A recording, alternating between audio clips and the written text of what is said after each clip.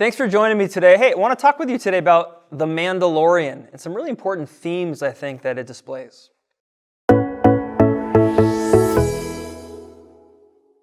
So have you seen the Mandalorian? I've made it through the whole first season into the second season, and they're still coming out, so we're still, in process of watching it. But there's a lot, I think, already that can be said about it, and I think it's actually quite good. So it comes from the Star Wars universe, and it basically happens about 5 years after the Return of the Jedi movie. It's the story of a bounty hunter who's part of the Mandalorian religion, and this bounty hunter is basically a mercenary, right? And that's part of his religion. He gets people for money, and every time he does that, he gets a little bit more armor, and he finds this little, everyone calls him Baby Yoda because he looks like Yoda, but in the story he's called the Child, and then sort of inexplicably he breaks his own creed to not sell the baby, but keep the baby and to try to bring this baby back home. That's the basic story in the Star Wars universe. Here's how I want to draw it out and for your own consideration. I remember reading a book of philosophy, moral philosophy, when I was in seminary by the very well-known moral philosopher named Alasdair MacIntyre, taught at Notre Dame, I think, for many years. And I remember one of his most provocative claims in a book he wrote called After Virtue, when he said, there's basically two ways of looking at the world that are on display now, on offer. Two, and only two. Whatever way you see the world can be lumped into one of these two options. The first one, the Nietzschean Worldview. So I'm going to oversimplify this because this is just a short little commentary on the Mandalorian, but Friedrich Nietzsche, very famous German philosopher, extremely influential now. His approach to seeing the world was a reduction to the will. He called it the will to power. Whereas maybe in a previous, especially in Christianity, where there's what he called a slave mentality, which was slaves are weak people, right? So Christianity, in its preference for loving the poor, serving the widow and the orphan, trying to do God's will, I'm actually embracing a kind of slave mentality, promoting the weak, the pathetic poor, which is really a pathetic way to live your life, doing God's will instead of standing forward like a mature adult and doing what I think is good instead of doing what others think is good. And even worse, promoting sort of the pathetic love for the weak and the unprofitable. That was a kind of slave mentality. So what makes us happy is to look at the world as a place where I can move forward and impose my will in a kind of superhuman action. That's the first way of looking at the world. Second way of looking at the world is what Alasdair MacIntyre called the Way of Aristotle. So the way Aristotle saw the world, again, oversimplifying here, is I move out into the world and begin to act, and then the world presents itself to me with certain demands, certain situations, and I find I have in myself certain powers to meet those demands. Call it the rough ground of existence. As I encounter the rough ground of existence, my mind starts to see that there's certain things to be done, and certain things that not only make the world better, but make me better and make me happy, insofar as I exercise what he calls virtues. Virtues are those dispositions in me by which I respond to the objective demands of the world as I see what's good to be done, and I do those good things. Slowly I habituate myself to those good dispositions, and then the quality of my being becomes good. The world around me becomes better, and I become happy precisely through virtue. Not only alone, willing whatever I want, but in a community of people cooperating in a kind of friendship based on virtue. So those are the two worlds. So call this the first one a reduction of the world to my own will and the imposition of that will, and the second one as a kind of virtue ethics in which together in a community we grow in virtue. Now back to the Mandalorian. I think the Mandalorian symbolizes a kind of movement from the first way of seeing the world to the second.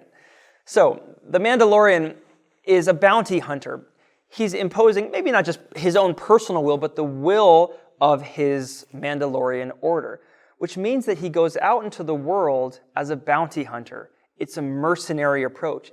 The justice or the truth of the person he's getting the bounty for. It doesn't matter. He doesn't even want to know that. What matters is the imposition of his will to get the person or the thing and to be paid for it. Every time he does that, what happens? He gets this little money thing, and then more armor can be made. He stands for, I think, a kind of Nietzschean figure. He's independent. He doesn't need anybody else. He's a kind of superhuman figure. But I think as we even admire that, I think guy, especially watching Mandalorian, says, "Oh, that's pretty cool." I like his independence, his capability. He's kind of a warrior archetype. And it's like, okay, so far so good. But there's a dark side to seeing the world just that way, through that one perspective. The world is a place where I dominate and I'm a mercenary.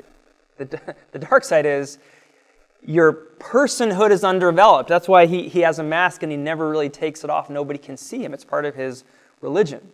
But as he encounters this little child, I thought, there's the rough ground of Aristotle.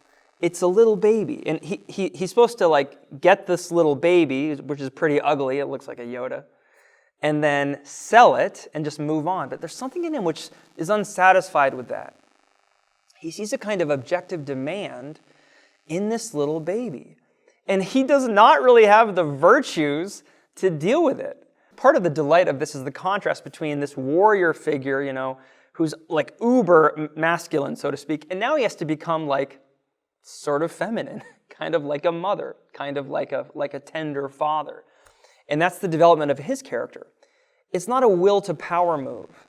It's a kind of Aristotelian virtue move. He will start to correspond to the concrete demands manifest in this little baby, and then the demands that arise from trying to protect this baby and get the baby back home. Not for the good of Mandalorian. That's the mercenary Nietzschean lifestyle. But simply for the good of this little baby. And it's kind of inexplicable in the story as it's told so far. It's like, why does he want to do that? Why does he care about this little baby? It's because it's the demand of love. And the hope, I think, for us is he's going to become more than just a great warrior. He's going to be elevated into a good person and therefore a happy man. Let me take it one step further because I think there's a way to read sort of this story as emerging from a Christian worldview as opposed to just kind of the Nietzschean worldview. What happens with the Aristotelian virtue thing is it's taken up into Christianity. And the highest virtue of love, divine love, gathers up all the other virtues. And this highest virtue is what brings human life up into God's own life, the life of grace. How can we say that the Mandalorian is a kind of image or Star Wars-esque type of Christ? Well, look at it this way. Christ is the Son of God and therefore God himself, right? He whose face cannot be seen. He's the one who's perfectly independent, perfectly powerful. He's the Lion of the tribe of Judah, to use biblical terms. He's the one who needs nothing, who cannot be defeated. He has all the power and might and glory imaginable. And yet, in the incarnation, he takes the form of a slave. Remember Christ in Jerusalem going to the cross says, "How I wish I could gather you like a mother hen gathers her chicks." It's a kind of maternal image. The all-powerful one does not take sort of the Nietzschean will to power. He doesn't impose his will, but rather, like a mother, makes himself vulnerable, right? Stripped of all, almost like King David, stripped of his armor at the cross, naked goes to care for the human race, which is like this little, ugly creature which seems totally unworth saving. And yet, like Mandalorian, Christ sees in us something worth saving, a power, a potential, which he desires to bring home, to restore. Insofar as that's a true analysis of the Mandalorian, I don't think that the Mandalorian is telling the Nietzschean story, that it's the will to power that makes us happy. I think it's telling the Aristotelian and finally biblical story, that it's the path of virtue and finally the virtue of love, the virtue that Christ opens up for us through grace. I think Mandalorian, in a Star Wars-y kind of way, is telling that story, or at least telling the story of how the Mandalorian himself moves from the first path to the second path. Thanks for joining me.